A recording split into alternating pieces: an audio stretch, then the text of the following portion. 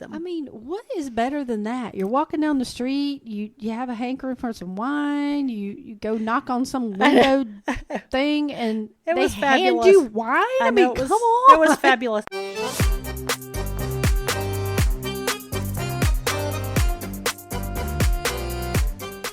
Hi, everyone, and welcome to our podcast, Wandering Works for Us.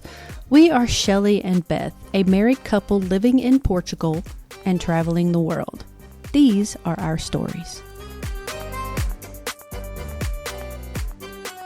Hello, everybody, and welcome to our podcast, Wandering Works for Us. I'm Shelley. And I'm Beth.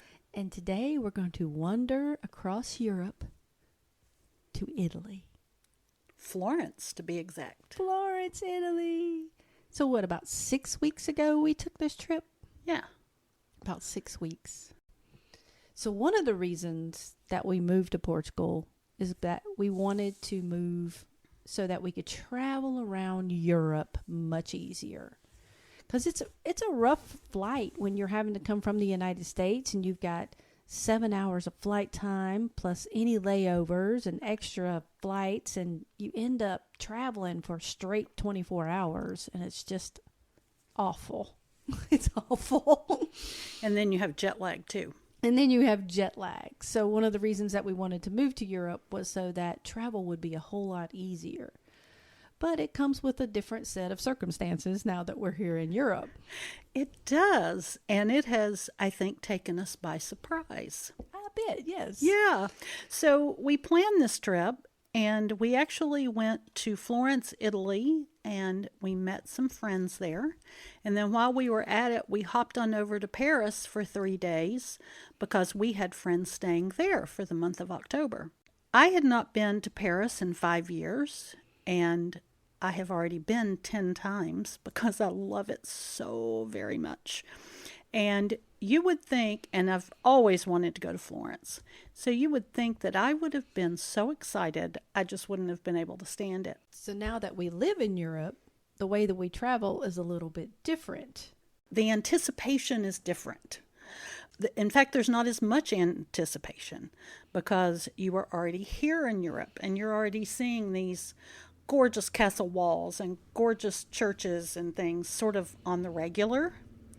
And I mean, I don't want to sound like we're getting jaded because we're trying really hard not to. We're not trying that hard. I mean, I still say hello to the castle every time we go by it. You do indeed. But it's just different. It's not like a once-in-a-lifetime trip to Florence where we went, or a once-in-a-lifetime trip to Paris where we hopped over for 3 days after that to see some other friends. It's just a different kind of thing. I don't know. How would you describe it? Well, I would say that our journey is much quicker because I'm, thinking practicality. It's a quicker journey, so we don't have to get up early in the morning and take, a dark car ride into Lisbon or into the airport wherever we are and get on a plane for 7 hours. So we're able to jump to where we're going pretty quickly. Yes. Other than that, I mean, each country has its different nuances anyway. So when you land, you're like, oh, I'm still in Europe, but this is a totally different place, which is, I'd forgotten, I think, that aspect. So when we landed in Italy, I was like, oh, yeah, this is different from where we just came from. And let's talk about how great it was to go from a EU country to an EU country. And it's like we were just flying from North Carolina to Philadelphia or something. We didn't have to go through passport control or customs or anything. In fact, much quicker and easier. Nobody even really easier. I think the only time they looked at our passport was to make sure it was just us getting on the plane. That's right. It was very efficient compared to how it's been before. And so not only are you not tired when you land necessarily, but you also don't have that up to, 2 hour or 3 hour in terrible circumstances, standing in line and trying to get through. You just sort of zip, zip, zip, and you're out. And we're flying into much smaller airports. Yes, because mostly we're taking budget airlines. Yes. Which is lovely to be able to do from here. That is really nice. I mean, we kind of get excited when we see flights to, what was it, Bordeaux today for $13? Yes, round trip. Round trip? Round trip. Ooh. Yes, it's a little hard to stay put. It is. But we need to just for a little while. Yeah. So. But I will say also that since you're coming into smaller airports, there's also this, how am I going to get to my next mode of transportation? Because in bigger airports, there's a train, there's always taxis, that sort of thing. And then we're coming into the small little airport. We're like, how do we get to the next mode of transportation? Yeah. It was easier than I thought it was going to be. But the gates are smaller, the less walking. Yeah. We highly recommend traveling within Europe. Yes. Once you get here. Yeah. So we flew into Rome and not Florence. And we did that because I'm the one that in the family that generally books all the tickets and finds the Airbnb or hotel and, does all that planning. And when I looked at it, it was significantly less money to fly into Rome and then take a train ride up to Florence. And so I thought, this saves us, this will pay for our food while we're gone by doing this. And it was no big deal. We had time, so we did it. In retrospect, we didn't really save that much money. No. First of all, the train that I looked at was the local train. And so that would have been a 3-hour trip. Yes. And so that our ticket was to begin with about 3 times, maybe 4, what I thought it was going to be. And it was a lovely train ride. It was. You got to see some of the countryside you hadn't seen. It was. I had already done that train ride before, but it was still pretty. It's not that it was horrible. It was still pretty, but we had to get a bus from the airport to the train station and wait for the train. Yes. And then take the train into Florence and then figure out where we were going from there. Yeah. So, in retrospect, it probably would have been better just to fly into Florence. I was just trying to pinch pennies, you know. I appreciate that. Yeah. So, But we learned. It all worked out just fine. But our advice to you is if you're looking at that, make sure that you are looking at the pricing for the regional trains, not the local trains. Sometimes they, if you're in a different country, the names that come up, you don't automatically know whether it's a regional or a local train. So do a little more research than I did and make sure you know what you're doing. Yep. Once we were in Florence, we arrived at night. Not close to dinner time. It had just gotten dark. Yeah. We had to walk about a mile through Florence to get to our Airbnb. But what a beautiful walk it was. It was not a hardship. Even though I was exhausted and cranky, it was beautiful.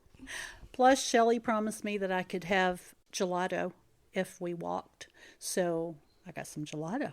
Yes. And we found our friends and we had some wine and we had dinner and it was wonderful. And then the next day, we hit the ground running. Whew, did we ever?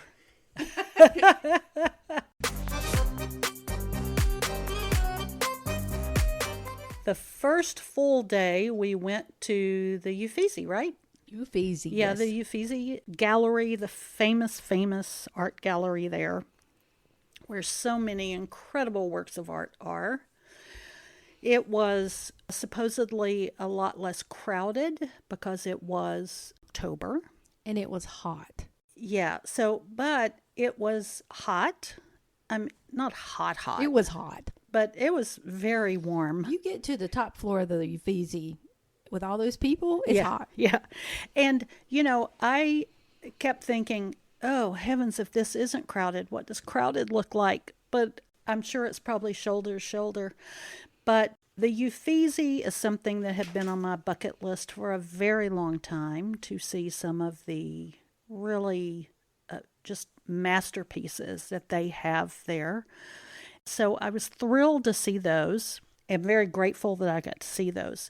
But one of my favorite things was something I didn't anticipate, and that's that on the top floor where you start in the gallery, in the museum, it is this very large, is that called a loggia? I don't even know what a loggia is. Okay, it's a hallway. It's basically a hallway that goes around the entire courtyard, so it makes a big rectangle. And when you look out the windows in the middle, you can see grass, except you're up a floor or two. And then off of that hallway, on two ends of it, are all of these rooms, which it used to be a palace, so it was bedrooms and other rooms. And that's where all the paintings, most of the paintings are hanging. In this actual, I'm going to call it a gallery, because maybe it's called a gallery. Anyway, in that actual area, the rectangular part that went around the courtyard, the ceilings were incredible. Just masterpieces that had been painted in this palace. And then the museum has hung up a lot of portraits along there of many of the Medici family who were in power for a very long time in that town. And then there's a lot of sculpture. There's a lot of busts along the way. And so you can just walk that, and it's really quite beautiful. It is beautiful. What I would note to most people that are going to the Uffizi is the amount of stairs that you have to climb to get to the top because it's huge. Yeah. I mean, and you're exhausted by the time you get up there. Yeah, it's worth it. It's 3 flights of stairs, but it's... Oh, I think it was more than that. But it's... Remember, the ceilings are like, I don't know, 30 feet high or something. Yes, so it's so 3 many stairs. Big flights of stairs. Yeah. Yeah, and there is an elevator if someone has a stroller or cannot climb all of that. But we hiked up those stairs, and we're the better for it, I'm sure. And I enjoyed seeing all the portraits, and I enjoyed seeing a lot of the Renaissance art that I'd studied in college and didn't know much about.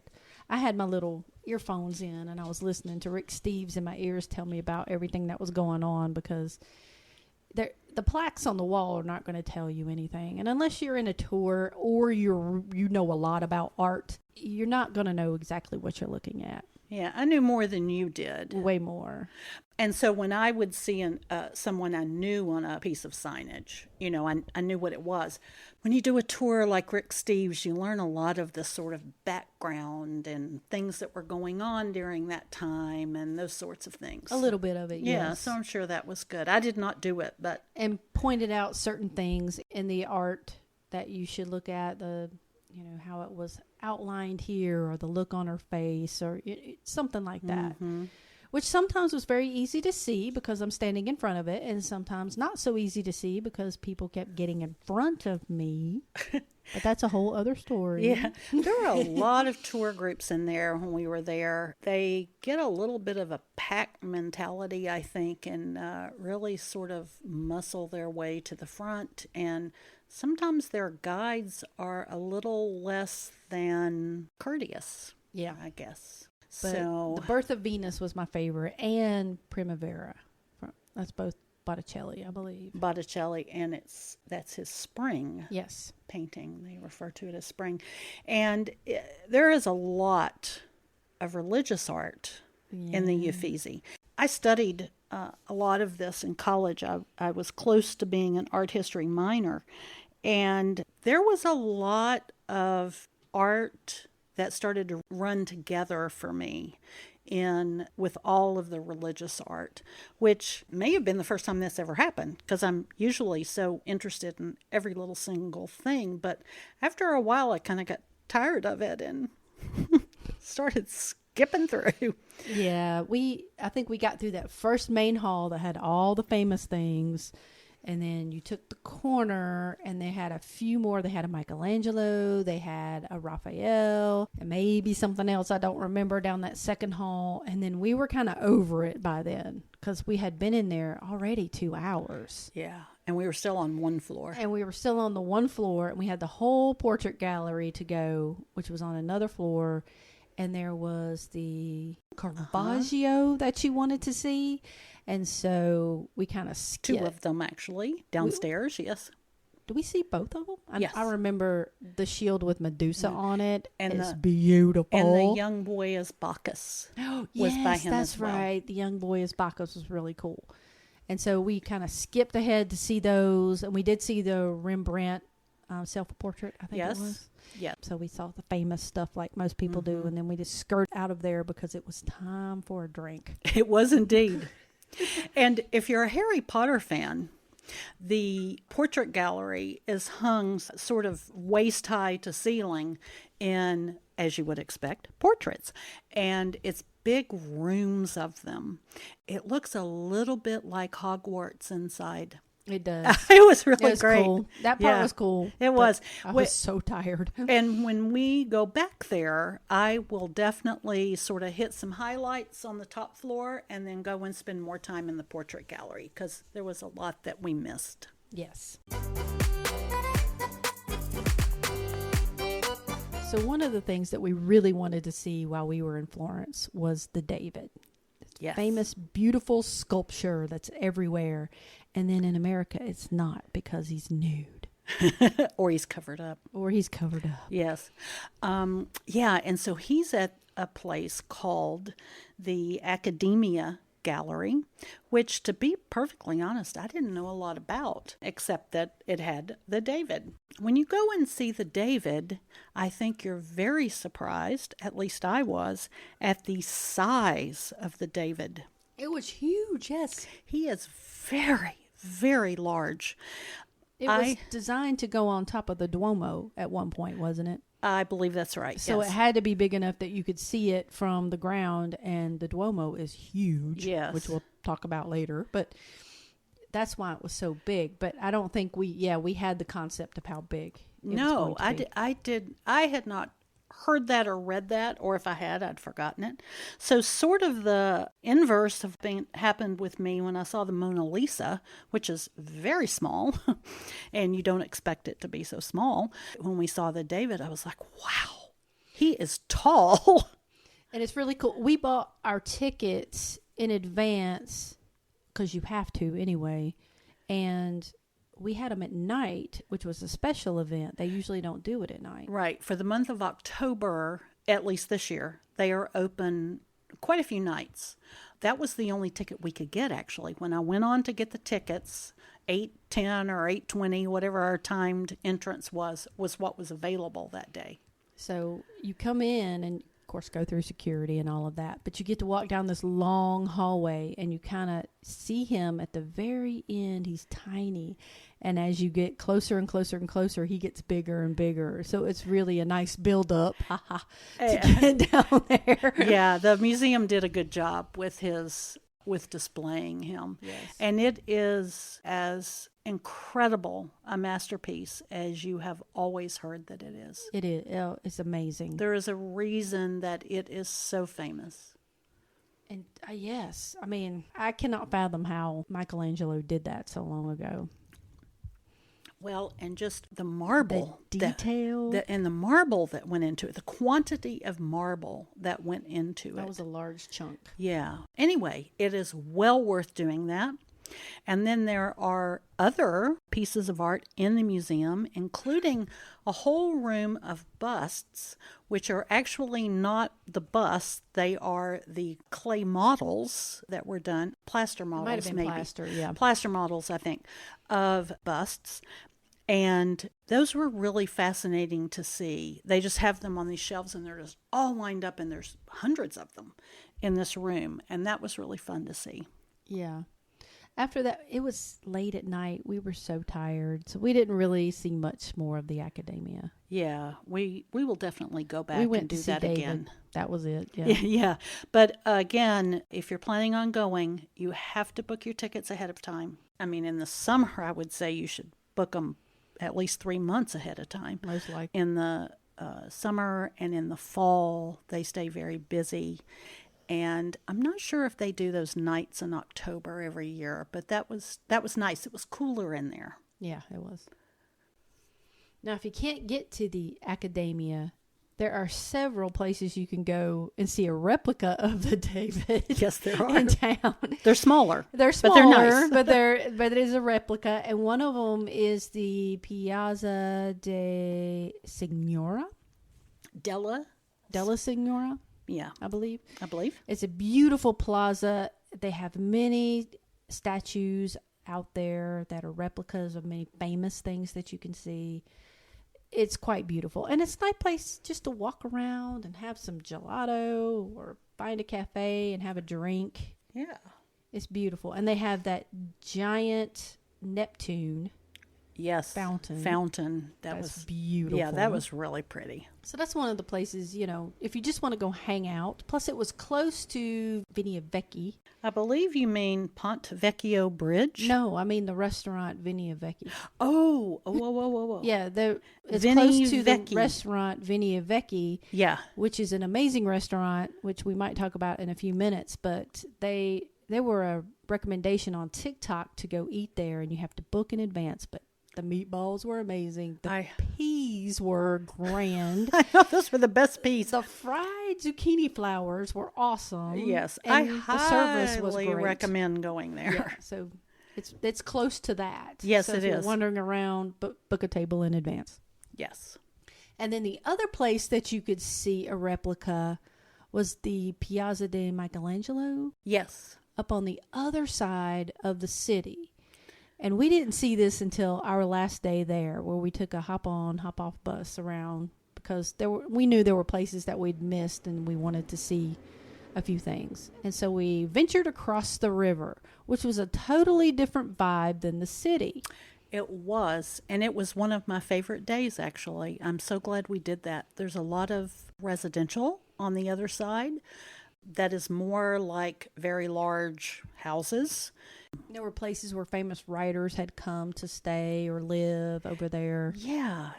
It was very, very clean. It was very clean. Very clean. To yeah, Florence, as opposed to the yes. middle of Florence. Yeah. The Michelangelo Plaza is at the very top of the hill, and the view from there is completely worth going up there and going. Totally worth going. I'm not sure we would have actually made the effort to do that because we were tired that last day. But our friends had left about 10:30 in the morning, and we still had all day before we flew to Paris that night. And my niece, who had, hey Katie. Hi, Katie. That had stayed last summer in Florence, asked if we had gone up there to see it. That's right. And at first I said, yes, of course. And then I'm like, wait a minute. No, we hadn't. We need to go see this just to see what it is. And it is. I'm so glad we did. It's the best view, in my opinion, it's the best view in Florence. It was incredible. And you can see how really big the Duomo is from up there. Yes, you can. You don't, I mean, the scale, you can really see it. You really see it from there. Yeah. And you see everything.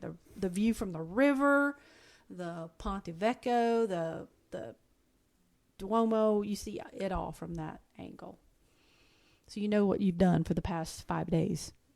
Or at least in our case. In our case. But we do recommend going on up there, even though it is a little bit removed from everything else. It's worth going up there. It's a lovely little day trip. And a lot of people were trying to hike up the hill.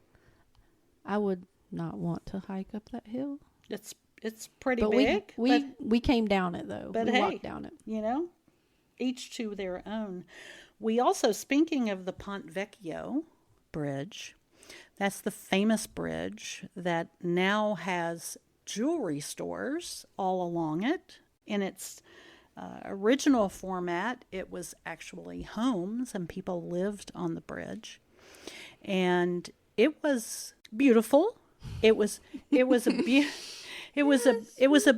beautiful view of the river. It was a beautiful view, I should say. It is like, unfortunately, a lot of places that are super famous. It is incredibly touristy. Probably not the best place to buy jewelry because it's going to be top dollar there. Oh, certainly not. But even without looking to buy jewelry, just walking across there is just a little underwhelming. I enjoyed it much more viewing it from several blocks down on the river where you could look at it and get a picture of the whole thing. I enjoyed it like that much more than actually walking across it. Yeah, we didn't spend a great deal of time there. And it is very touristy, and there's a lot of souvenir shops along the way. So it's a nice walk. You should do that to get a picture. And if you want to spend a great deal of money on jewelry, knock yourself out. Sure. Why not?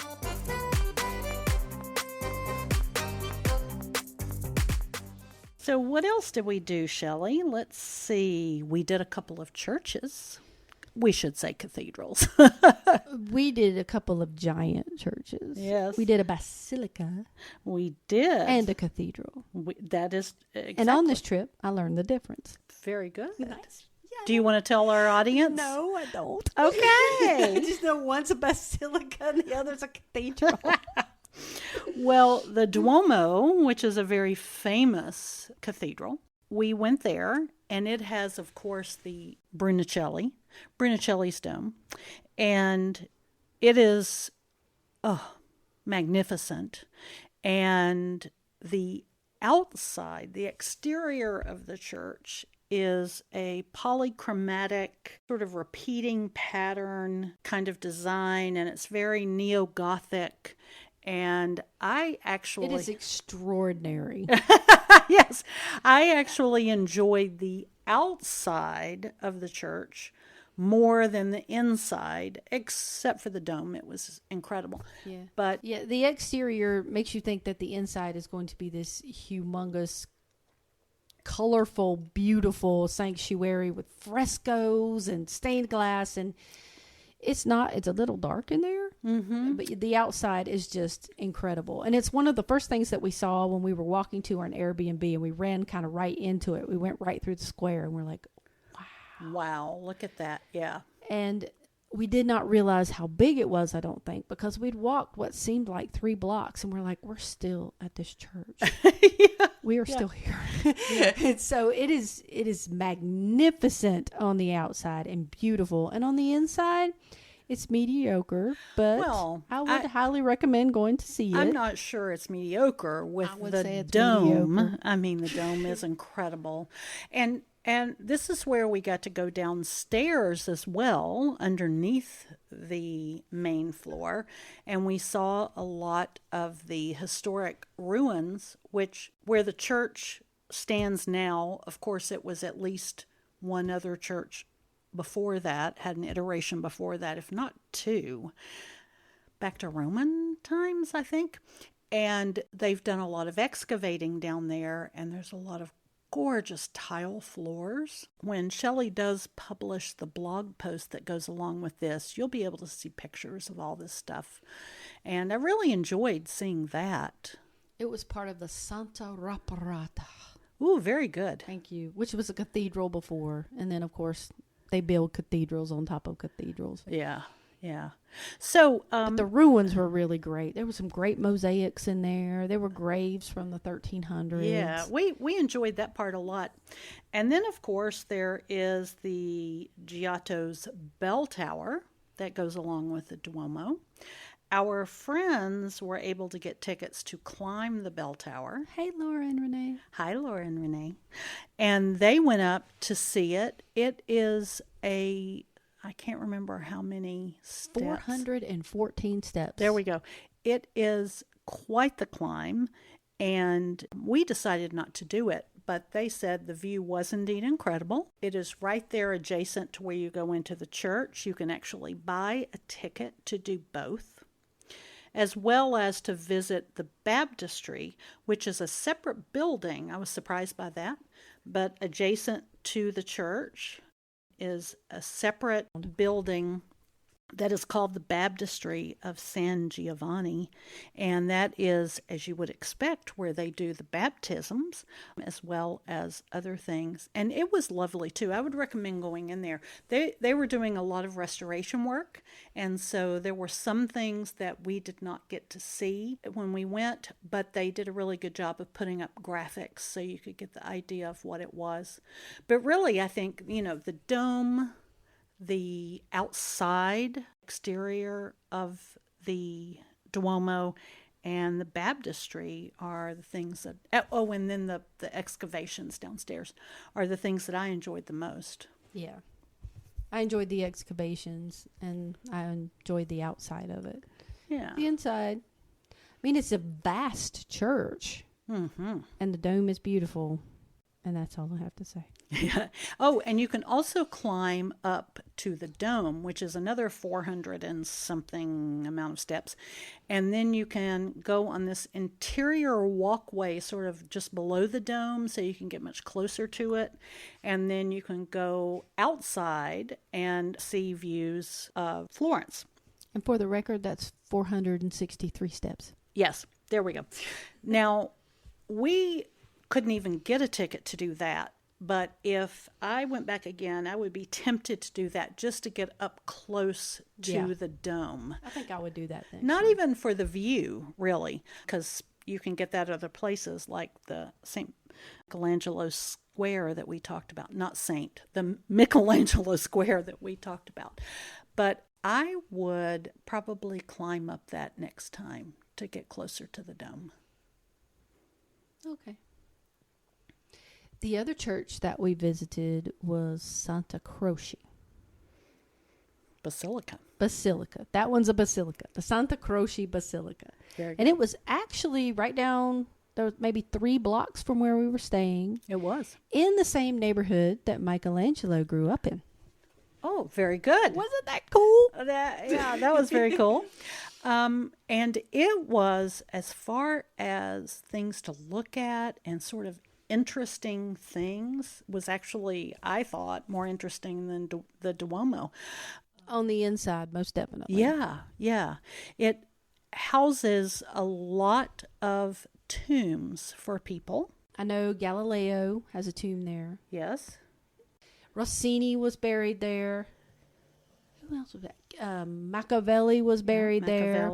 Michelangelo was buried there. I want to say Galileo wasn't at first, but they moved his grave. He was not, because he had been shunned by the Catholic Church for all of his discoveries and that kind of thing. Yeah. But eventually he got in there.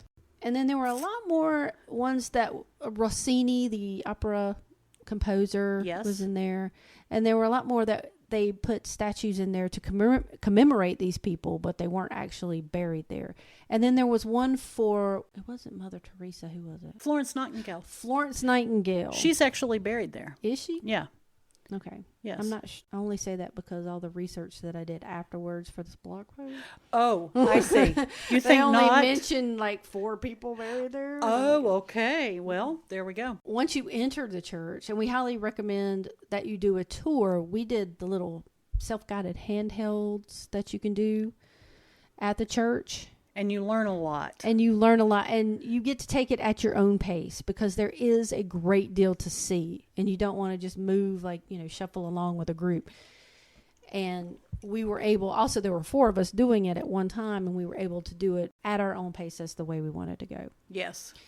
And because there's not only the sanctuary of the church, the large part of the church, but there's also little parts that go back into corners. Side chapels that have beautiful frescoes in them. And you hear the stories of the family that the side chapel is dedicated to and all of that. It was, like I said, far more interesting, really, than the Duomo if you like the history. And if you do their audio tour that Shelley was just talking about, it really gives you a lot of detail. And then whose daughters? Napoleon's daughters are also there. Oh, I didn't remember that. You didn't see that? Oh, yep. Oh, I may have seen it. There's a side chapel where both of Napoleon's daughters are. And I was very surprised by it. I was like, ooh. Okay, but they were in exile, No, yeah, I guess so. Yeah. Since they're in Italy and not France. Right, they were in exile, so they were buried there. And then the Medicis, there is Medici Chapel there. That was beautiful. That's in a separate little section, and the Medici family, they're fascinating in this time period of history. If you don't know anything about them, I highly recommend, if you're interested, reading up on them. They were incredibly wealthy and sponsored artists and did a great deal for the art world. And they also controlled a lot of people, and, there's some nasty side to them too, like usual. But they have left a legacy of incredible things in Italy. I had to read up more on them because even though I knew a little bit about them, I was amazed at their influence, I think, on the city. I didn't know. So my favorite part of this whole thing was the wine and the food. You know, we can pretty much say that just about anywhere Just we about go. anywhere I go. Yeah. I'm like, okay, the wine and the food, right? Yeah, Yes. but places that we would recommend you look up if you're going there is Vini e Vecchi Sapori, right? Madonna ate there. She did indeed. And it was really, really good. And I would highly recommend doing that. Any of these places you should make reservations for. La Buscetta, which I had just, I guess that's La Bruschetta. Bruschetta. Yes, you're right. We're in Italy, so it'd be Bruschetta. So they had just been highly recommended. I found them when I was just sort of scrolling through kind of thing. And I would have, if we had had time, I would have gone and had a second meal there. Yeah, I think we all agreed that we needed to go back. Yeah. And they were also quite entertaining and very friendly and recommended great dishes. We all had something different, but I think we all liked Renee's cheesy dish the most. Oh, that was so good. And he comes out with this wheel of cheese that is just melted with pasta in it. Oh my goodness. And then he It just was sort so of beautiful. dug the pasta out of the wheel of cheese with all this melt. I mean, it, yeah. Oh. And the look on Renee's face while she's eating it, you know it was so good. Yeah, that was very, very good. And we would highly recommend that. We also had a sandwich that had been recommended by Renee and Laura's friends at, is this All Antico? I said Al Antico Vinho. I don't know. I'm trying to do Portuguese right now. Vinho, maybe. Vinho.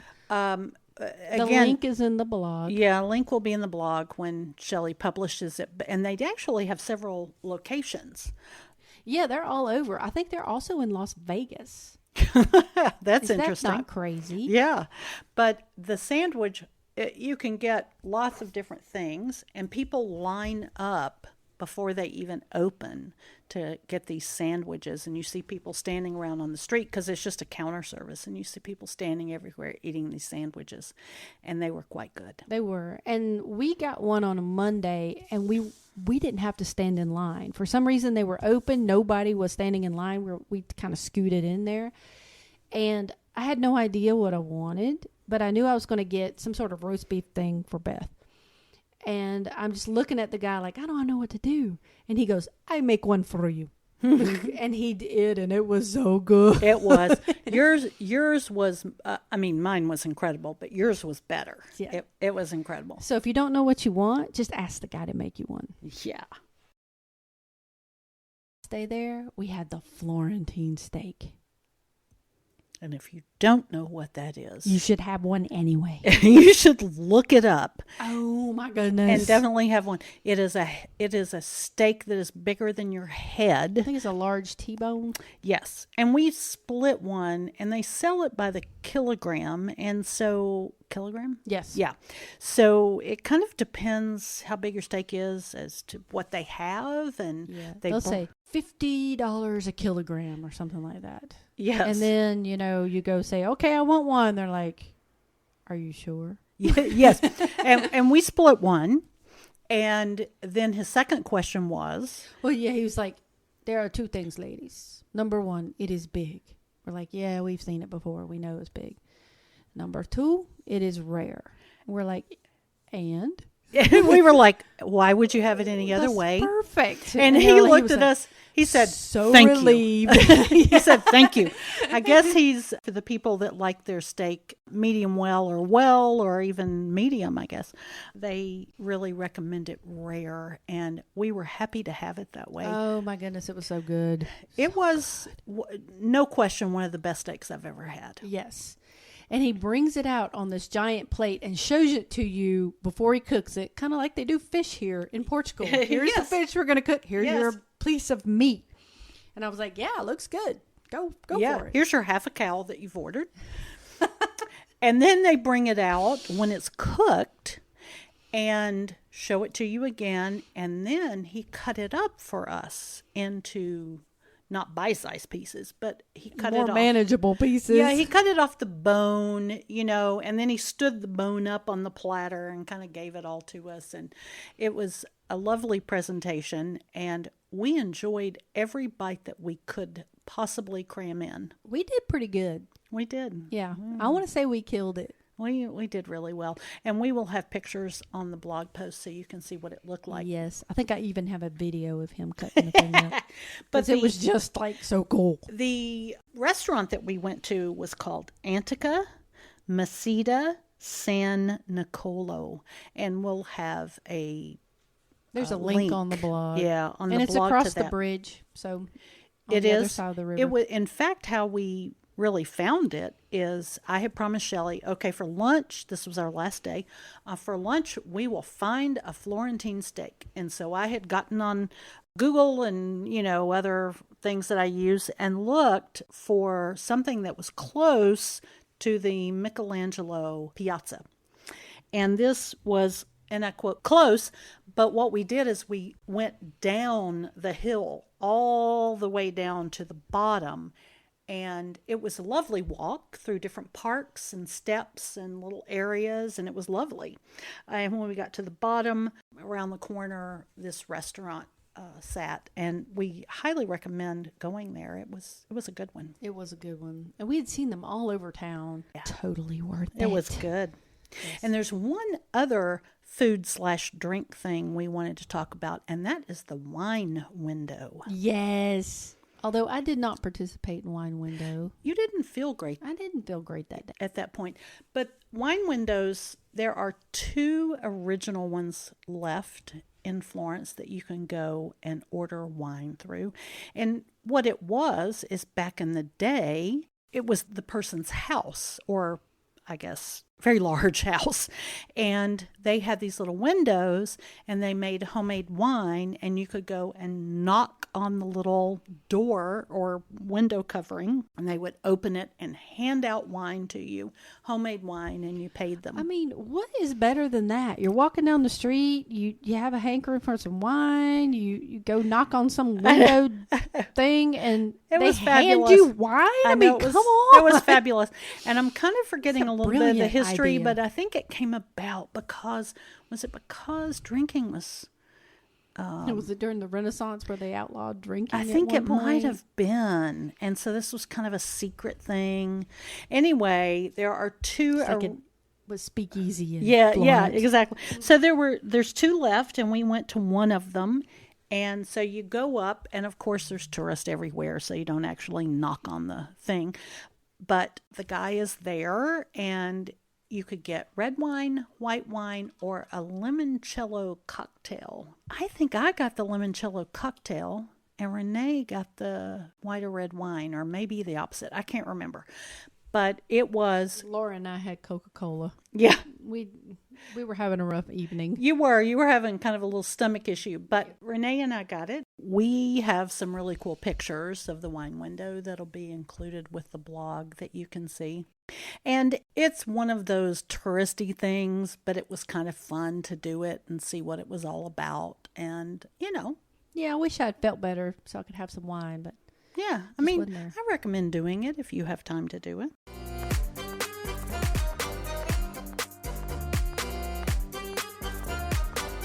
One of the last things that we did before we left, and probably my favorite thing, was the wine tour.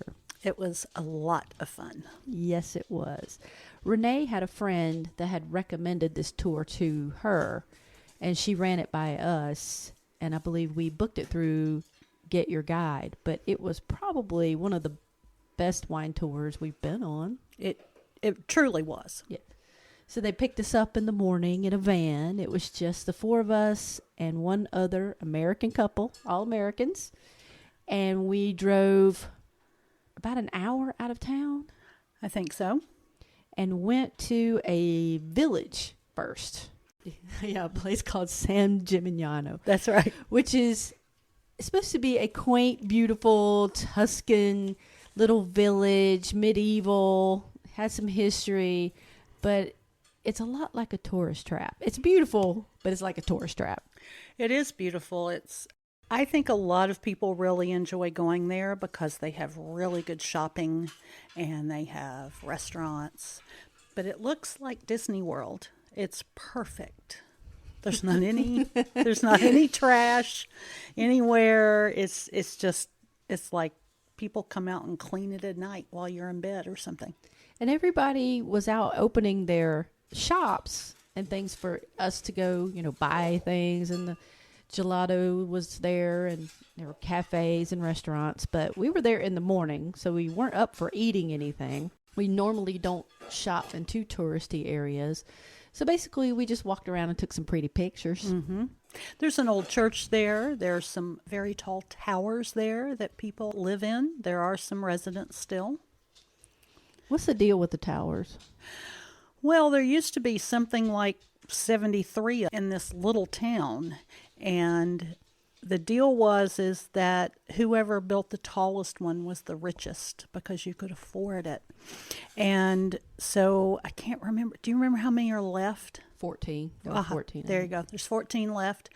I think some of them are so small in footprint that you literally have one room on each floor. Yeah, and that's what it looks like. And it just keeps going up. And I think they said that the kitchen was on the upper floor that it was easier to evacuate if it caught on fire. That's exactly right. But could you imagine having to climb all those steps just to get up to the kitchen? No, I would think that's a lot. Probably most of them have maybe small elevators or something now. Maybe. I don't know. They didn't let us go in. No, nobody invited us into their house. So after we just walked around this cute little village, we drove, I don't know, maybe 10 minutes up the road to our first winery. Tenuta Torsiano. Tenuta Torsiano. That's the name of it. Yeah, it was a beautiful place. And we're greeted by a sweet hostess at the door. And our driver was like, I'll pick you up in an hour. We're like, okay, fine. So they lead us down to the tasting room, which is beautiful. And we meet Marco, our host, that says, let's get drunk together. Indeed. Tenuta Torsiano is a fairly large vineyard winery. They produce a lot of bottles a year and lots of different types. It's a pretty large area that we were in. They have not only the tasting room, but they do weddings. I bet a wedding there is gorgeous. Oh, I bet it is. We proceeded to have 6 different wines. 6 different. And needless to say, we were there for more than an hour. Much more. Try wine. And they give you a nice meat and cheese tray to eat with your wine and stuff. We got to taste the olive oil, too. Yeah, and not only do they have regular extra virgin olive oil, but they have a truffle olive oil, which was incredible. Oh my gosh, it was so good. And then they have a spicy olive oil, which I'm not sure I'd ever had one before, but it is really good. Well, we have some now. Yes, we do. Because we ordered a lot of wine and olive oil. They very smartly give you the order form right as you're finishing your tasting. So you're already a little, tipsy. You're like, sure, we'll spend some money. Why not? And then after that one, we drove down the road maybe about 30 minutes to a very small vineyard. Maurizio Brogiani. Yeah. Maurizio Brogiani. And he was so cute. He was. And by contrast, this was a really small vineyard. I think he said he had 7 hectares. He produces much less wine, but a really nice variety, and he does a really good Chianti. Oh, he does do a good Chianti. And so he took us out and showed us his office, which is, the vineyard, and walked us through how to make the wine, which was probably good because, we're still reeling on the other wine that we had drunk. Yeah, it was nice to have a little break. And then we got to taste, I believe, 4 or 5 different wines. And his wife served us some pesto pasta that was just wonderful. And we hung out there for a little while and, of course, ordered more wine because that's what you do. That's what you do. And we got some lovely olive oil lotion. Yes. body which cream. I love that stuff. I do too. Really nice. We like these tours. We did one very similar to this in the Douro Valley when we visited Porto for the first time. And I really enjoy, you got a nice tour guide that tells you all about the area and the vineyards that you're going to. And then he kind of drops you off so you don't have to drive anywhere. Yes, you don't have to worry about driving. That's one of the best things. Yeah, and we were kind of lucky too because we only had 6 people in the van. We've done it before with 10 and it can get really crowded. But a group of 10 on a tour is not too bad at all. No. And so each one of our places are very knowledgeable about the wine. We have a good time. So highly recommend. So anyway, I think that's about it. That was what we did on our Italy vacation. Yes. And it was great. We crammed in a lot in 5 days. We did. We did more than we normally would have in 5 days. Yeah. But, you know, we were with friends who really wanted to do all these things, and we were along for the ride. So, and it was a good time. We had a great time. And then we hopped over to Paris for 2 days. We did. Which was quite lovely. But we didn't do very much because we were there visiting your friends, Mac and Vicky. Hi, Mac and Vicky. Hi, Mac and Vicky. And their friend Laura. Hi, Laura. Hi, Laura.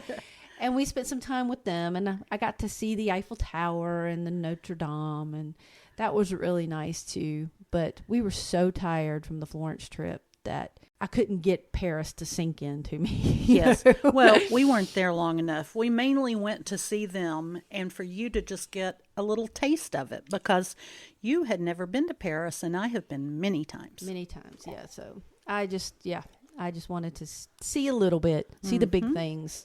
And so I did. And that was nice, but it was also nice to come home after that long trip. It was. So, well, I believe that's about it for this time. I think that's it. And if any of you have any questions, make sure you hit us up on socials. Hit subscribe, hit like, give us a review. Tell your friends all about us. Yes, share. Yes. And don't forget that we do have a blog. And so if you're interested in seeing all the pictures or getting a little bit more information or seeing the links of the places that we were at, that is in the blog. And it is up and running right now. Yes. Yay! Thank you, Shelley.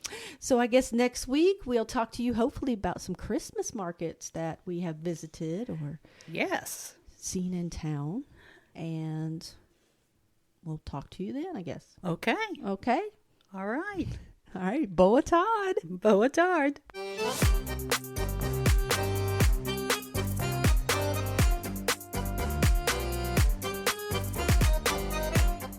Thank you, everyone, for joining us today. If you would like to reach out to us or ask questions, you can find us on our social media pages on Instagram, Facebook, and TikTok. You can also follow us at our website, www.forus.com. That's www.forus.com. Hope to hear from you soon. Obrigada!